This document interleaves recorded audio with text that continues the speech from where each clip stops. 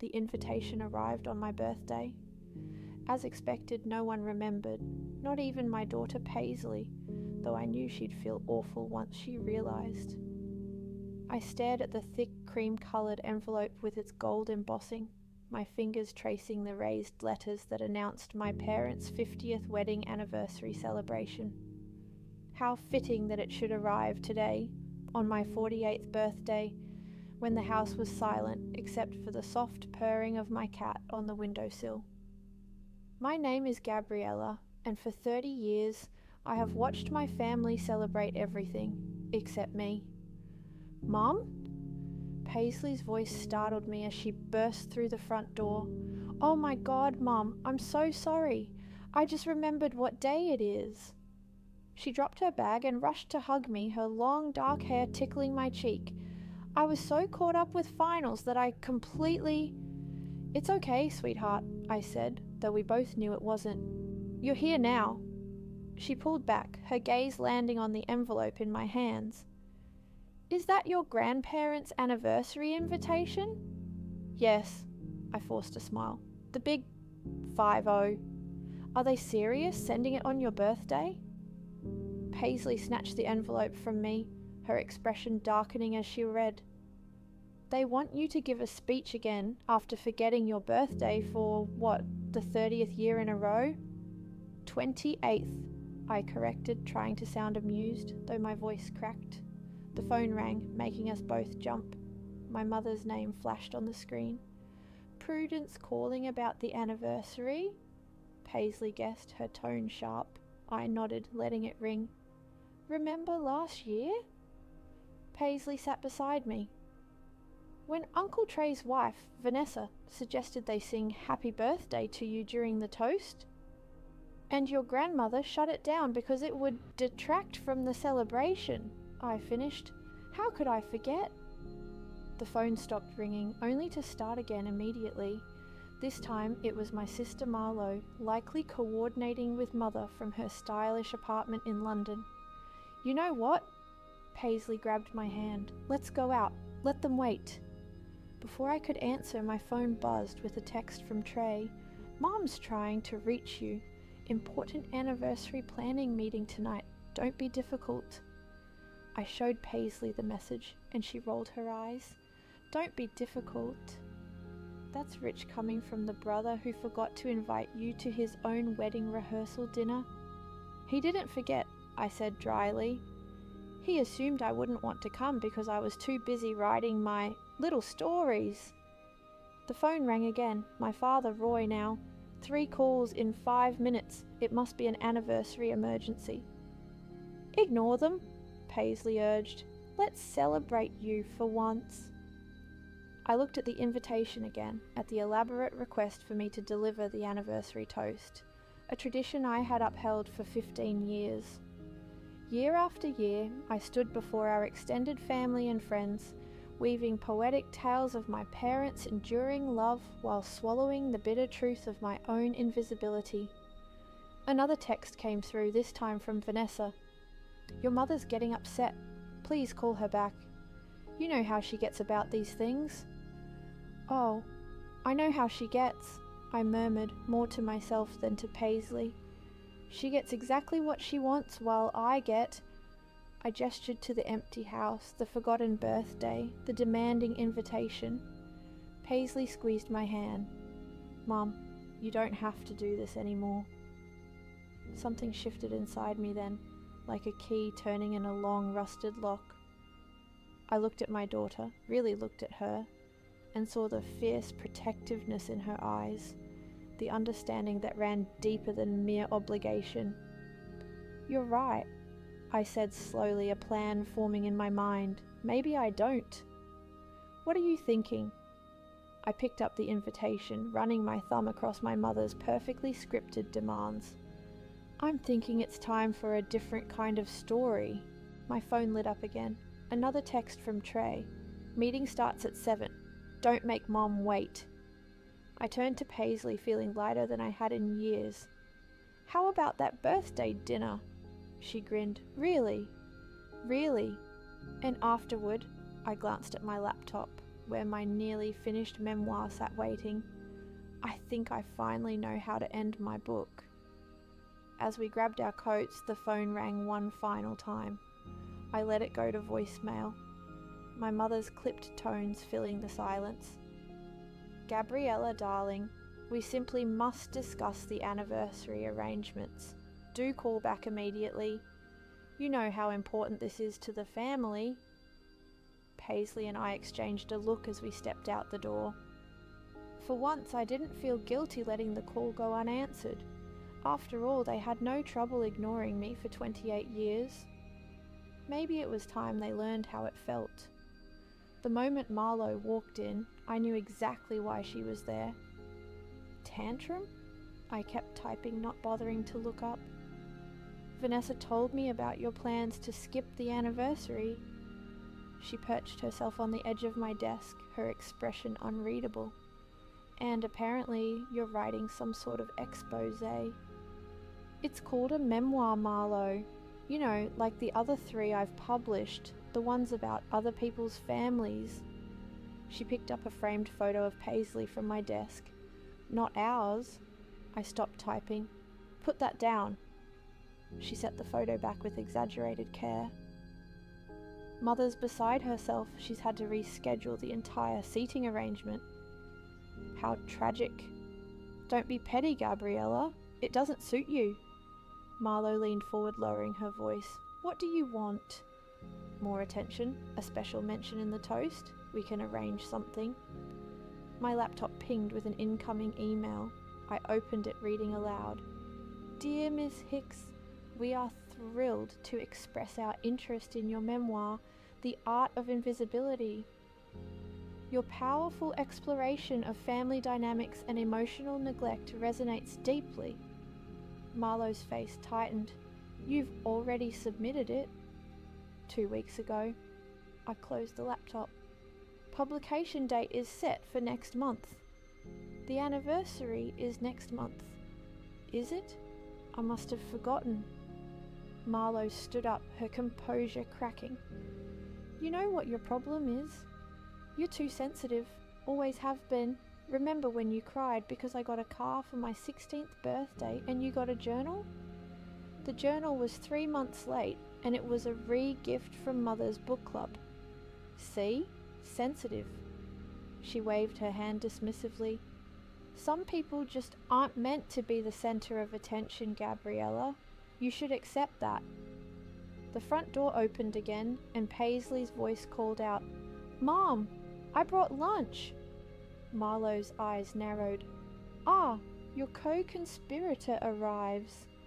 Paisley appeared in the doorway carrying takeout bags. She froze when she saw Marlo. Aunt Marlo, you're here. Hello, dear. We were just discussing your mother's latest literary venture. Paisley set the bags down, her voice cool. You mean her best work yet? The one that's already getting buzz from publishers? The one that will humiliate our entire family, Marlo countered. The truth can only humiliate people who deserve it, Paisley shot back. Careful, dear. Loyalty is admirable, but you wouldn't want to alienate the whole family. I stood up. Don't threaten my daughter. Threaten? I'm trying to help. Marlo pulled out her phone. I'm texting Mother. This has gone far enough. Go ahead, I said. Tell her I'm being difficult again. Tell her I'm too sensitive. Tell her whatever you want. It's going in the book anyway. Marlo's fingers stopped moving over her phone. What exactly is in this book? Everything. I opened my laptop again. The forgotten birthdays, the dismissed achievements, the time you all went to Paris for Christmas and forgot to book my ticket, the family photos I'm mysteriously absent from, the gaslighting, the constant reminders that I should be grateful just to be included. Those are private family matters. Not anymore. I turned the screen toward her. Want to hear chapter 7? It's about the time Mother told my publisher that my first book was just a hobby at her 45th anniversary party. Marlo's phone buzzed, probably Mother demanding updates. She ignored it, her face pale. You can't do this. Actually, Paisley chimed in. She can. And she should. You're making a mistake, Marlowe warned, heading for the door. A massive, family-destroying mistake. After she left, Paisley turned to me.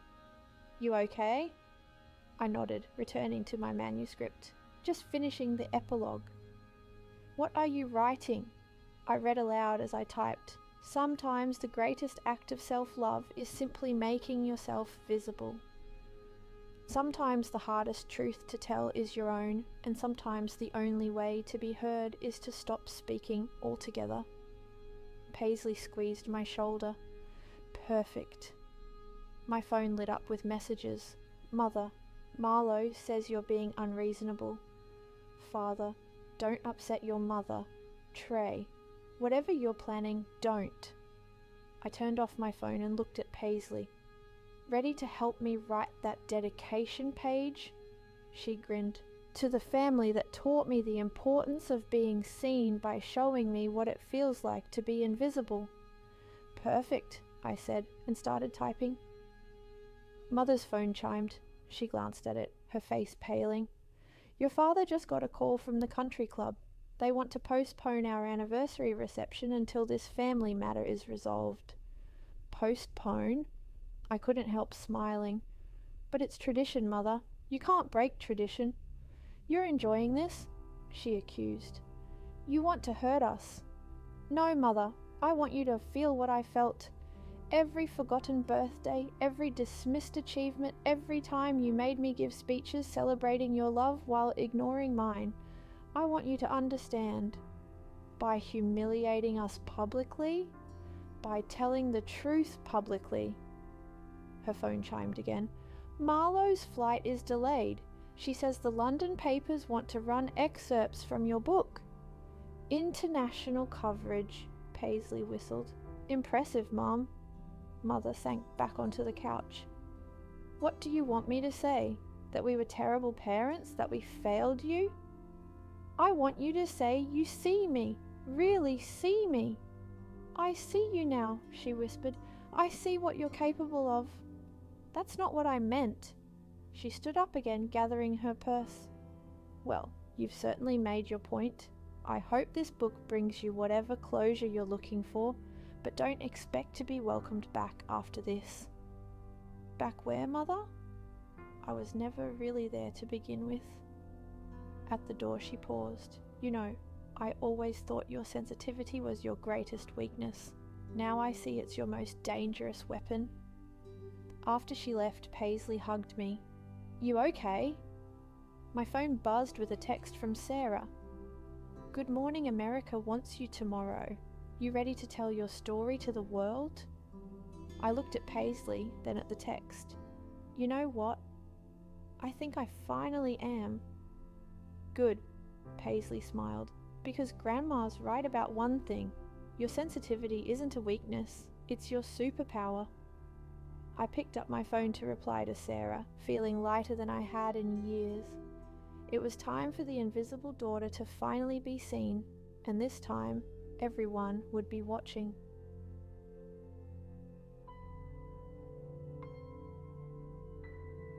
The day of the anniversary arrived with a storm of text messages and missed calls. I sat in my study, watching the chaos unfold through my phone screen while Paisley monitored social media.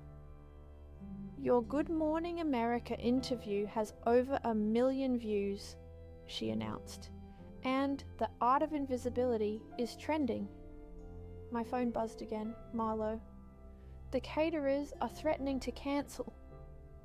Mother's having a meltdown. Where are you? I set my phone aside and picked up the carefully wrapped package on my desk.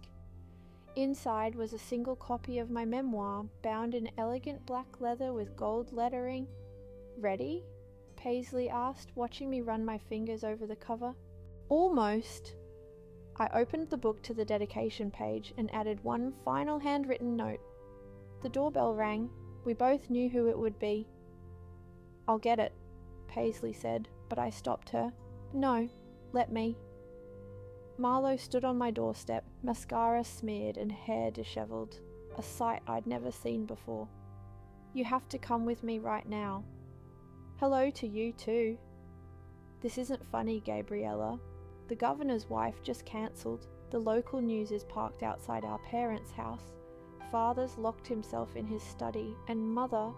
She paused, catching her breath. Mother's crying. I've never seen her cry. That makes two of us. Please, Marlowe's voice cracked. Just come fix this. Fix what exactly? The truth? I held up the wrapped book. No, I wanted to wake us up. Marlowe stared at the package. What's that? My anniversary gift. Make sure it gets placed on the gift table. You're really not coming? I'll be there, just not when you expect me. She took the package, hands trembling slightly. Mother will never forgive you for this. Maybe not, but I'll finally be able to forgive myself. After she left, Paisley showed me her phone. Uncle Trey's wife just posted, "Family is complicated, but love should be simple. Praying for healing tonight."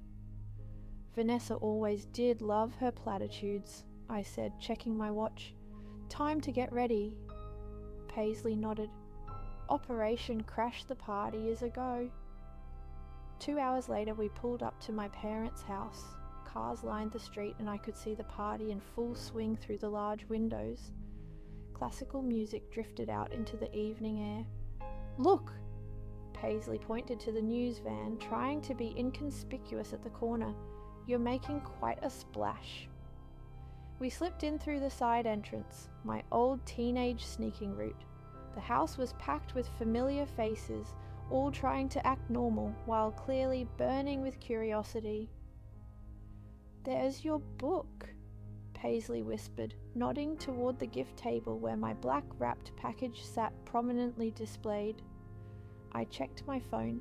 One new message from Trey. Mother's about to give the speech you were supposed to give. Last chance to make this right. Perfect timing, I murmured, stepping into the shadows of the grand staircase. Mother took her place at the front of the room, champagne glass in hand. Her voice shook slightly as she began.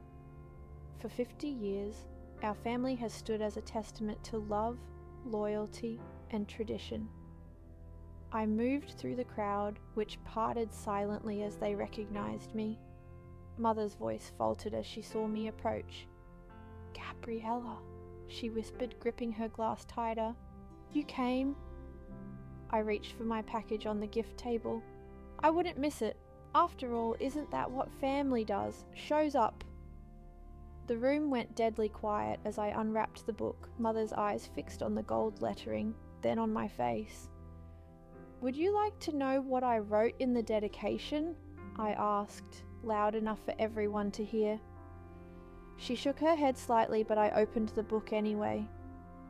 To my mother, I read, who taught me that being invisible doesn't mean you don't exist. It just means you have to shine brighter to be seen. I placed the book in her trembling hands. Happy anniversary, Mother. I hope you finally see what I've been trying to show you all these years. The silence in the room was deafening. Somewhere, a camera clicked. Probably the society photographer capturing the moment the perfect family facade finally cracked. But for the first time in my life, standing there in front of everyone, I didn't feel invisible at all. I felt illuminated.